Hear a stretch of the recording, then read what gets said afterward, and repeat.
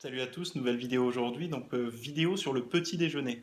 Donc pourquoi une vidéo sur le petit déjeuner? Parce que en fait on m'envoie souvent des diètes par email et je vois régulièrement que les petits déjeuners classiques c'est composé des fois de 2, 3 ou voire 4 sources de glucides différentes.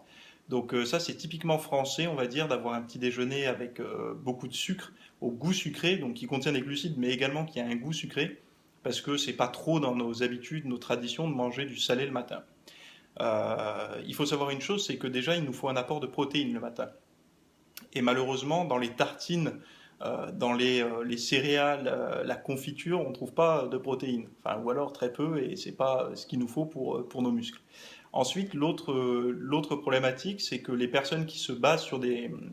Les personnes, par exemple, qui veulent perdre du poids et qui se basent sur des diètes qu'ils trouvent à droite à gauche, ils peuvent tomber sur des personnes qui suivent des diètes pour prendre du muscle, c'est-à-dire des personnes qui ont besoin d'un apport calorique conséquent. Et on sait que les calories, souvent, on les augmente via les sources de glucides, parce qu'on ne peut pas augmenter indéfiniment les protéines et les lipides.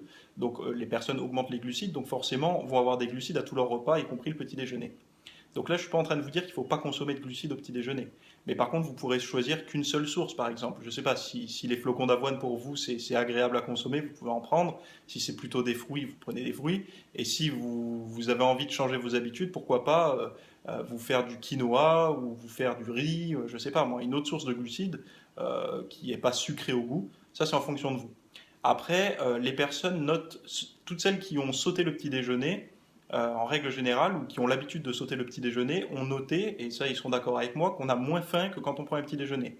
Tout simplement parce que l'élévation du taux d'insuline va créer par la suite une petite hypoglycémie qui va ouvrir l'appétit et on va être tenté de consommer des sucres en plus rapides, donc on va dire des sucres à haut index glycémique, de manière à vite retrouver de l'énergie. Donc après c'est un petit peu un cercle sans fin, quoi, on va dire.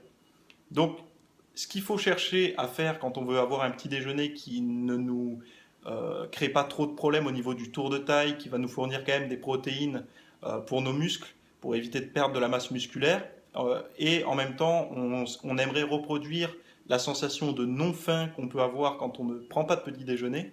Il faut consommer quelque chose qui élèvera le moins possible l'insuline.